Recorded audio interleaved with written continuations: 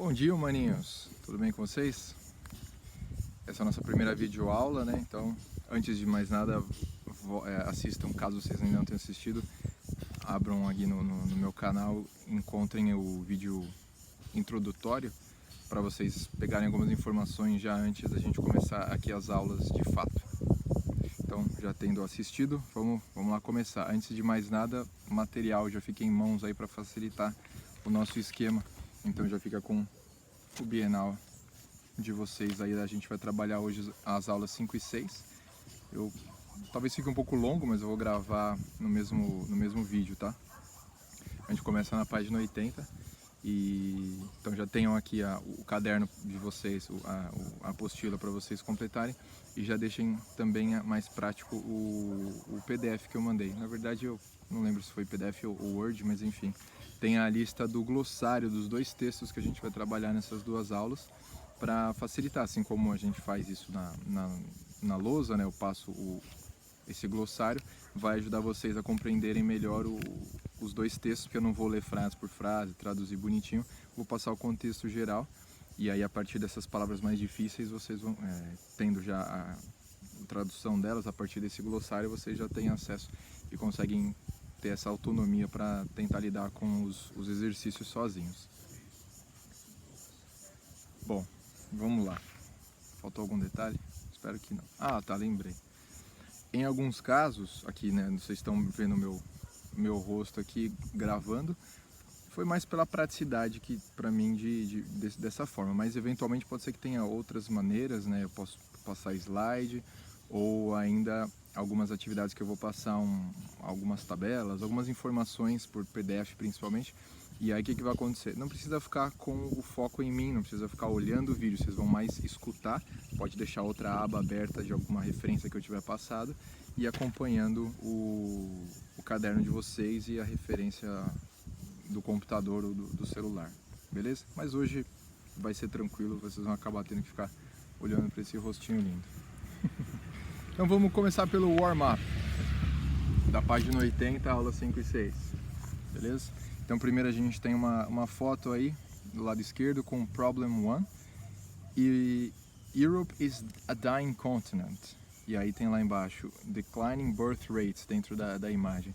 Então o que acontece? A Europa é um continente que está morrendo, né? E devido ao quê? Ao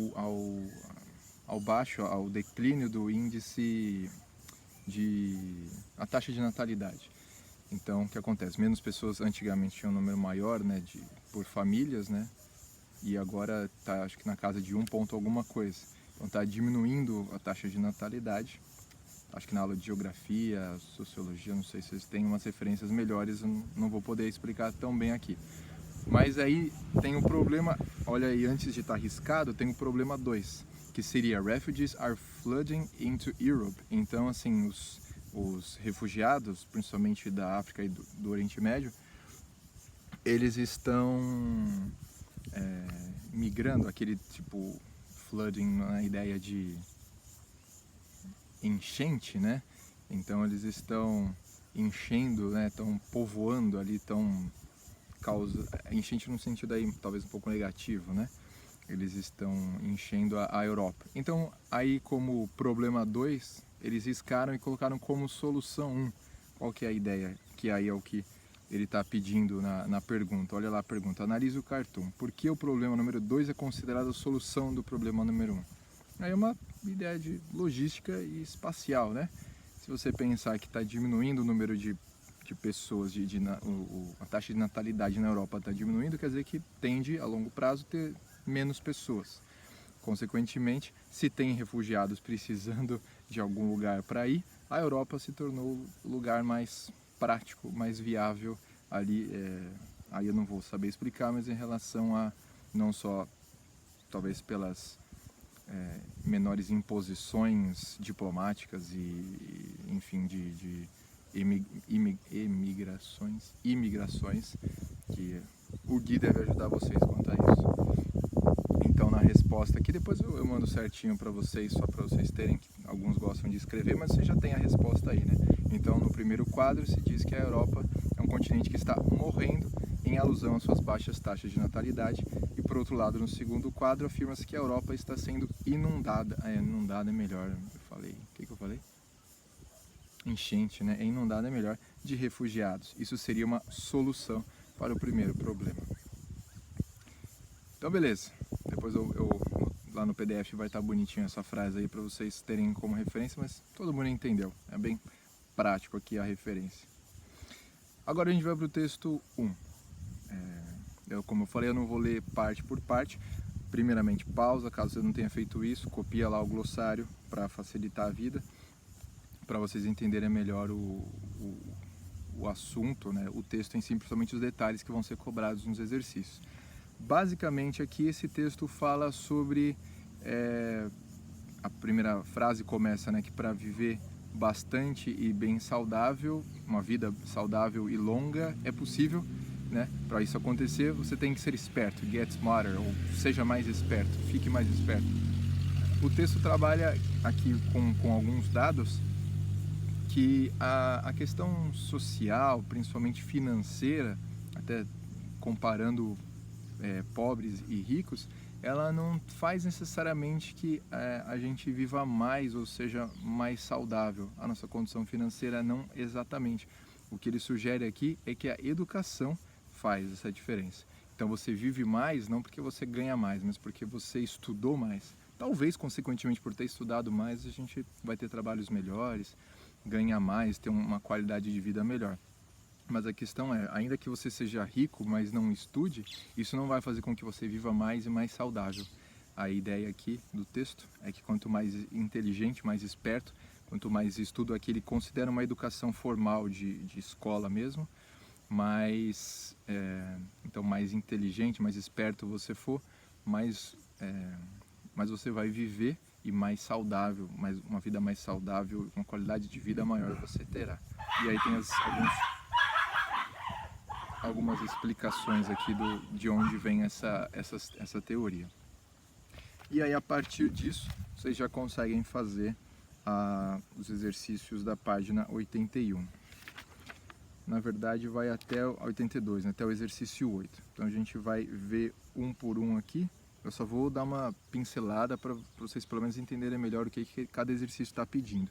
Se bem que tá meio dividido aqui, tem alguns de vocabulário, então vocês vão ter que saber aquela palavra especificamente o que significa ou tentar puxar pelo contexto. E alguns vão ser interpretação de acordo com a informação, né, que o texto está passando. Antes disso, como vocês podem ver, antes dos exercícios, na página 81 tem o watch out. Então a gente estava aqui, né, tem aqui o texto, e aí antes de começar os exercícios temos apenas uns comentários sobre uma estruturazinha que ela é bem comum em textos mais formais, em textos acadêmicos. Na conversa do dia a dia aparece pouco, né? Existem outras formas mais comuns, talvez mais informais de utilizar. Então, olha lá, a diferença do the later e the latter, desculpa, e the former. Latter, tá, gente? Não é later, não, latter.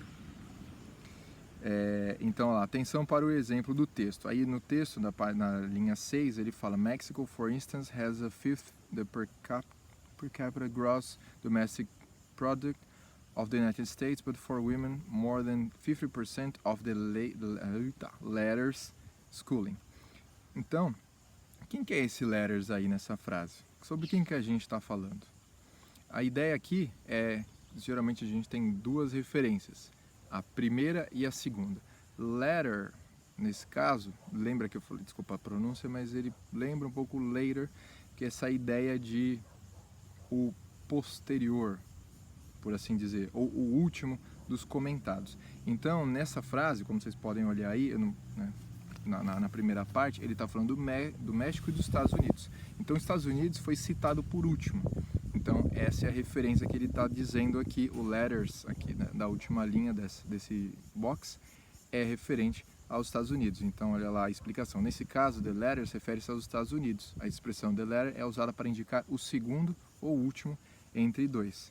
E agora o que expressa o contrário dele, a primeira referência está depois, né? Of the two answers, the former seems more likely to be correct.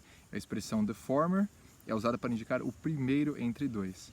Então aí muitos textos acabam trazendo um comparativo ou duas referências como um todo, então saibam que the former é o anterior e o the latter é o posterior, é o seguinte, é o último desses dois. Tem três frases aí, três exemplos, né? O último é mais comum, porque a gente usa bastante para presidente. Former President Clinton visited Brazil once. Então, para cargos políticos, a gente costuma traduzir como ex. Então, o ex-presidente, né? Ele dá aqui, né? Nesses casos, former significa anterior ou ex. A gente pode traduzir dessa forma também. Beleza? Qualquer dúvida, pergunta aí para nós. Na verdade, eu falei que para perguntar você pode perguntar, não sei se eu falei nesse vídeo ou no outro, sobre perguntar no e-mail, mas eu esqueci, né? É um vídeo do YouTube, vocês podem perguntar no comentário aqui embaixo. Falta de hábito, né? Teacher que nunca usou essas tecnologias aí. Mas vamos lá. Agora vamos conversar sobre os exercícios. Começa com o vocabulário.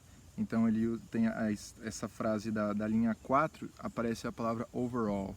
Então, qual que é o significado dela? Nesse caso, como que ela poderia ser substituída? Qual que é o sinônimo de overall? Vocês vão precisar saber o significado da palavra em si.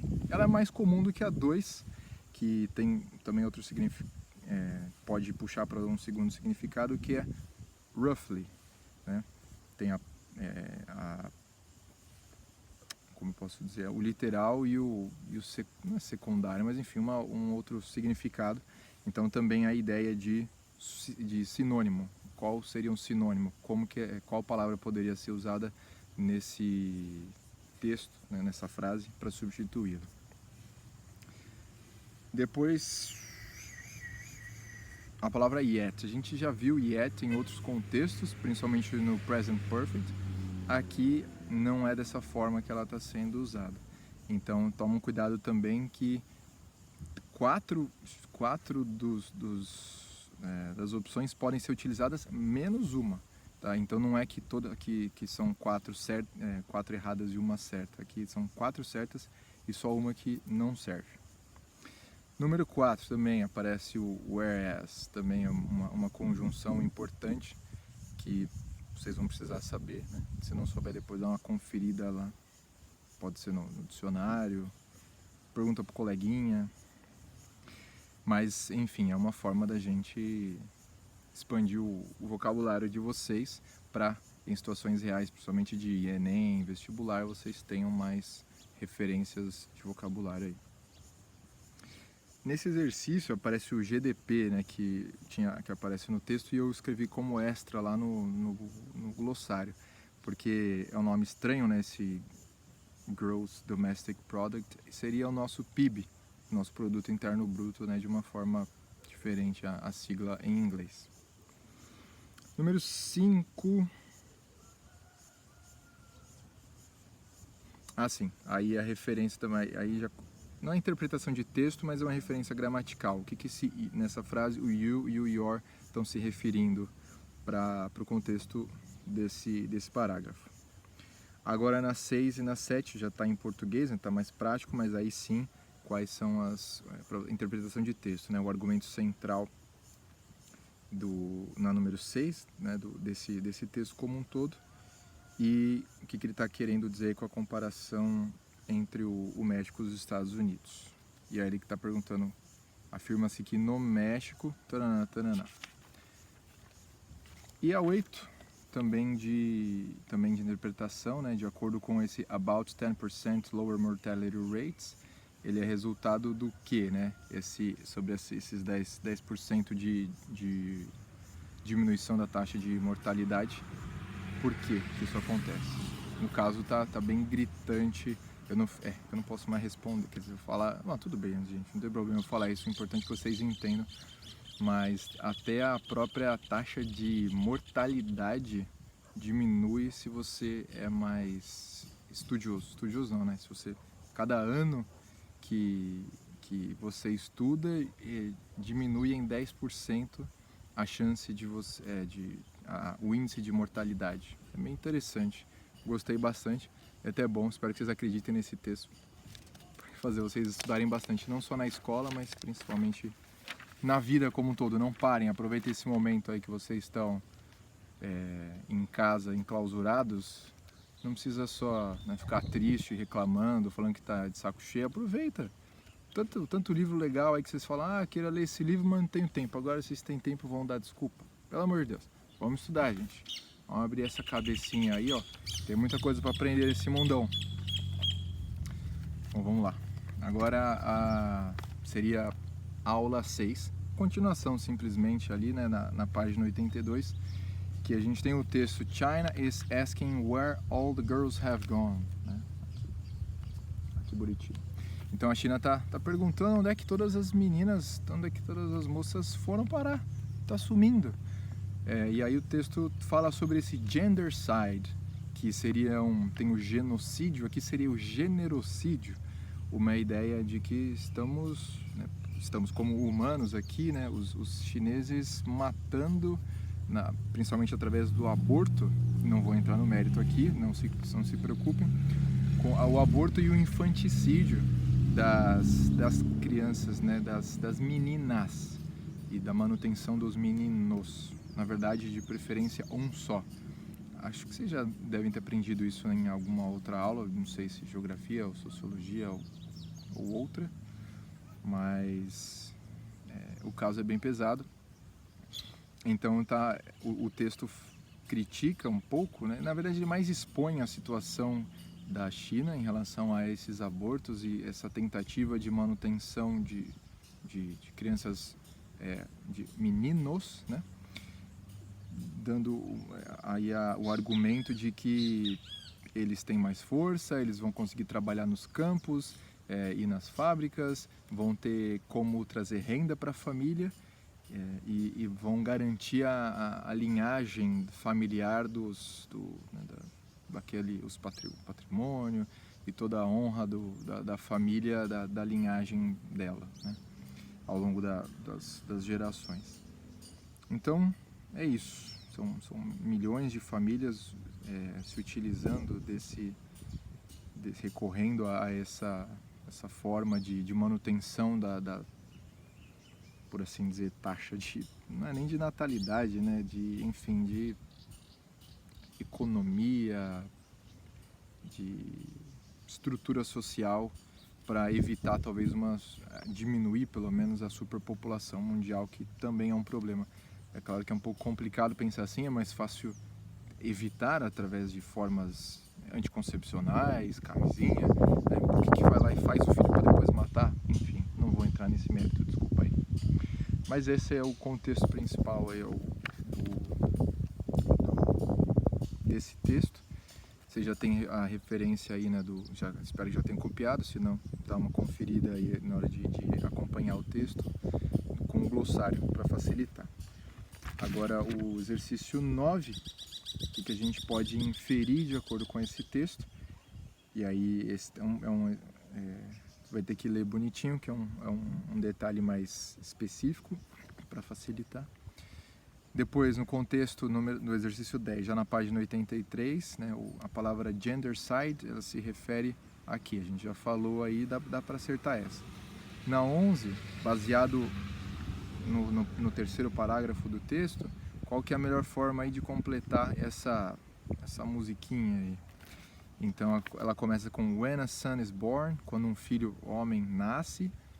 Como ficaria essa estrofe aí? De acordo, né, com o texto, com a sociedade chinesa, o sistema chinês. E aí a 12, agora em referente ao parágrafo 2, qual seria o cartoon que mais se identificaria, que está mais conversando com o que o parágrafo 2 está falando, entre esses 5 cartoons aí. Agora na 13, agora começando, as referências não é exatamente, é meio que vocabulário, né, interpretação, mas de itens específicos e não gerais. Então lá na 13, a palavra experts, ela está se referindo a quais pessoas de acordo com o texto. Esse aqui tá tranquilo. A 14, nesse fragmento, a Leading Chinese Expert, esse leading, qual seria o sinônimo dessa palavra entre essas opções? Na 15, nessa frase da linha 7, a expressão the ones, ela está se referindo a a que, de acordo com o que está vindo antes, geralmente, né? E na 16, entre aí as palavras, todas essas aparecem no texto com ing, só que só uma delas está como substantivo, tipo feeling, sabe, de sentimento. Vocês aprendem mais, quase tudo que vocês veem com ing, vocês consideram que é o verbo no gerúndio, mas também pode ser, nesse caso, substantivo e eventualmente também até muitos casos de adjetivo que terminam com ing.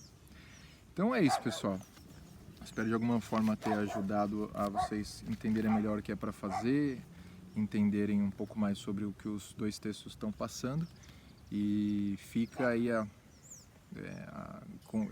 espera de vocês mandarem os exercícios, as respostas de vocês.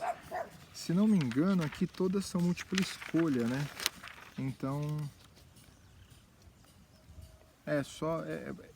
mais, como é mais de uma página, eu acho melhor só fazer uma listinha no corpo do e-mail e mandar para mim. Vocês têm aí no PDF que eu mandei o meu endereço, então fica mais prático, só coloca lá dos exercícios do 1, né? 1, tal, 2, tal. Se tiver alguma dúvida, já escreve lá, né?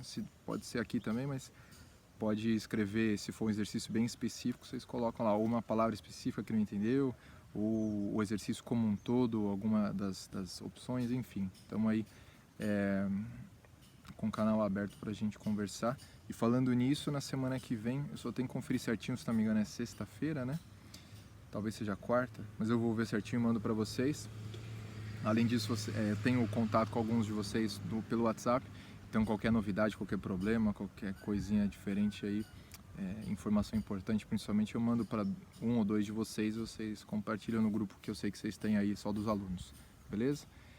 Então acho que é isso, façam os exercícios, todos esses aqui, e também já fica a lição de casa para vocês mandarem também pelo e-mail, já manda tudo de uma vez, as lições do plural regular mesmo, né? O TM e o TC das aulas 5 e 6, até sexta-feira da semana que vem. Eu não sei se o prazo está curto, mas vocês têm um tempo razoável, apesar de que eu sei que não é só a minha matéria, mas é possível vocês fazerem sim, tá bom?